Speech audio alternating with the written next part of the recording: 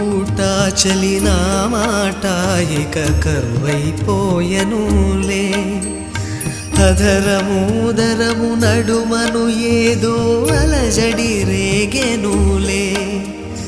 వీక్షణలో నిరీక్షణలో వరక్షణమొక యుగమేలే.